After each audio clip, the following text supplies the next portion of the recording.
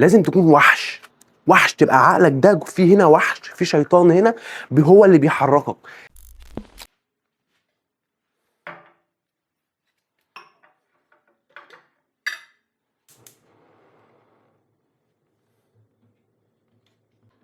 في موضوع مهم جدا عاوز اتكلم فيه، هيغير من حياتك ومن منظورك للحياة عموما، بس مش هتكلم فيه هنا. انا بعمل قهوة وبعد كده هنطلع فوق على السطح. انا مش على السطح، في الشقة عندي في مرجيحة كده صغننة بحب ان انا اقعد عليها قوي، فهنطلع نتكلم فوق يعني. وقلت برضو بالمرة وانا واقف كده مستني القهوة تتعمل، اجرب الريفلكس اشوف الشكل عامل ازاي دلوقتي، بحيث ابقى اكون مسجل اللحظة دي على يوتيوب كمان برضو تبقى انتوا شايفينها، واتابع بعد كده اشوف بعد كده شكلي بقى عامل ازاي. فيلا بينا نشوف الشكل الحالي دلوقتي عشان نبقى نقارنه بعد كده يعني.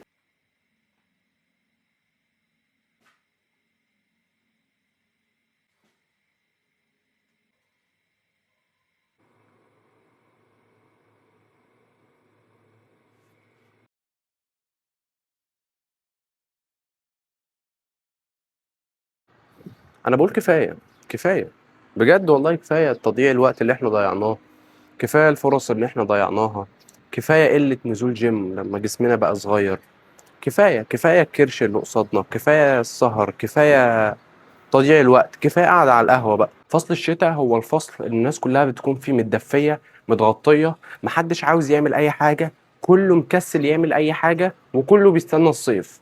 أنا شايف إن الفترة دي من أحسن الفترات الممكنة اللي أنت ممكن تستغلها علشان توصل لشكل جسم حلو، توصل لمستوى حلو مثلا دراسيا، تتعلم المهارة اللي أنت عاوز تتعلمها وتطلع منها فلوس علشان تعرف تستمتع بالفلوس دي في فصل الصيف، تعرف تسافر، تعرف تروح، تعرف تيجي، تعرف تتحرك وتغير من شكل حياتك بشكل كامل. الفترة دي عاوزين نوصل للنسخة البرو مننا، التزام قوي جدا، انضباط ملوش مثيل، بنصحى كل يوم وبننام في نفس الميعاد، تصحى بتصلي الفجر في المسجد، ملتزم بالصلوات بتاعتك بشكل كامل، بتروح الجيم وبترجع في ميعاد ثابت، ملتزم بالاكل بتاعك بتاع الجيم. الفترة دي احنا عاوزينها اقوى فترة ممكن نستخدمها في حياتنا علشان نعرف نوصل لأحسن شكل ممكن وأحسن حياة ممكنة في 2026. عاوزين نوصل لنص 2026 يبقى احنا ناخد منها النص الأول، إن احنا نبدأ إن احنا نطور في نفسنا وفي أهدافنا وفي عقليتنا، نطور في جسمنا، نبدأ نطور من كل حاجة. والنص التاني يكون بقى النتيجة اللي احنا عملناها في النص الأول، يكون نخرج بقى خروجات، نسافر، نروح بقى مصايف كتير مش مصيف واحد بس. نعرف إن احنا ممكن لو ربنا كرمك قوي ممكن تقدر تشتري نفسك عربية وتقدر تحول حياتك بشكل كامل. الموضوع بس محتاج شوية انضباط صغيرين. انت بتصحى كل يوم، مش عارف انت بتحمد ربنا كل يوم على الوقت اللي انت بتصحاه ده ولا لا؟ ربنا كل يوم بيديك فرصة 24 ساعة خاصين بيك، تختار، بيديك الاختيار ان انت تقدر تحطهم في الحاجة اللي انت عاوزها، وانت بتختار ان انت تديهم لشخص تاني عشان تشتغل عنده علشان يديك مقابلهم شوية فلوس تعرف تصرف منهم، وانت متقيد بمكان مش حر.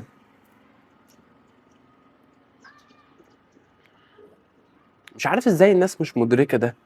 كل الناس بتجري ورا نفس الحاجة، كلهم بيجروا ورا نفس الوظيفة، كلهم بيجروا ورا نفس الشكل، نفس نمط الحياة.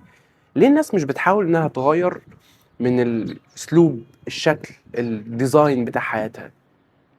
بجد والله حاجة غريبة فعلا. يعني انا مثلا ايه اللي يخليني افضل الوظيفة اللي من 6 ل5 مثلا؟ الوقت ده ايه اللي يخليني ادي الوقت ده للوظيفه بتاعتي، في حين ان انا كان ممكن ان انا اشتغل 4 ساعات او 5 ساعات واجيب بيهم اضعاف الفلوس دي بس بمهاره مختلفه بشكل مختلف؟ انا مش عايز اتكلم في الموضوع ده دلوقتي بصراحه، ولكن اللي انا عاوزك تعرفه ان احنا داخلين على 2026، لازم تطلع النسخه البرو منك.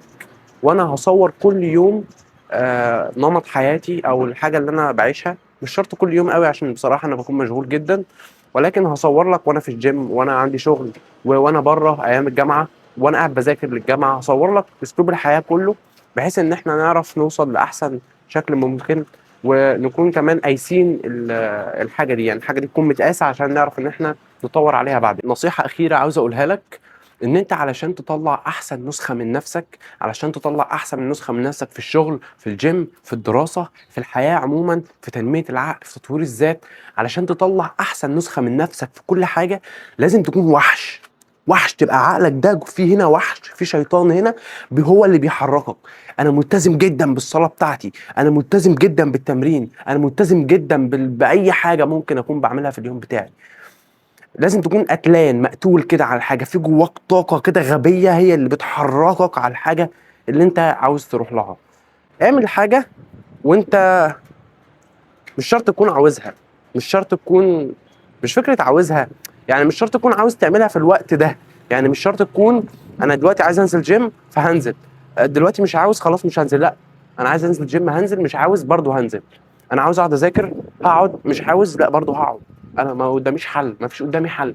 احيانا بنكون ان احنا بنحط نفسنا في موقف محرج، هو ده اللي بيوصلنا. موقف مش محرج، موقف حرج، هو ده اللي بيوصلنا. حط لنفسك على الحافة كده، انا ينجح يموت، يعملها يا هضيع. انا اكتر واحد فشل في الحياه، ممكن اكون، بص انا ممكن ادرس لك فشل اساسا. يعني انا ممكن كتب في بطاقتي فاشل كبير، من كتر ما انا جربت حاجات كتير قوي فشلت معايا، وبرضه مش هيأس، يعني هجرب وهحاول وهعمل وهنجح وهعمل كل اللي انا عاوزه ان شاء الله. طول ما انا بسعى وشغال ربنا سبحانه وتعالى هيوفقني، وان بليف ان ذات. وبكده نكون وصلنا لنهايه الفيديو. كل اللي انا عاوزه منك انك تعمل لايك وسبسكرايب على الفيديو ده، وتكتب لي تحت في الكومنتس ان انت هتبدأ الخطة بتاعتك للسنة الجديدة من النهاردة. وعاوزك تعرف ان اي حاجة عاوز تحققها مش بتكتبها على ورقة هي بس، بتعمل لها نظام تمشي عليه علشان تعرف توصل لها. وهنتكلم عن الموضوع ده في الفيديوهات الجاية. ولكن دلوقتي خلاص كده ده نهاية الفيديو. عاوزك تعمل لايك وسبسكرايب عشان ما يفوتكش كل الفيديوهات الجاية. وانا اوعدك هنوصل لأحسن شكل منك ومني، هنوصل لأحسن جسم، هنوصل لأحسن فلوس، هنوصل لأحسن التزام في الصلاة إن شاء الله، وهنخلي علاقتنا قوية جدا مع الله سبحانه وتعالى. هنوصل لأحسن حاجة ممكن نوصل لها في أي حاجة بنعملها في حياتنا. وبس كده، سلام.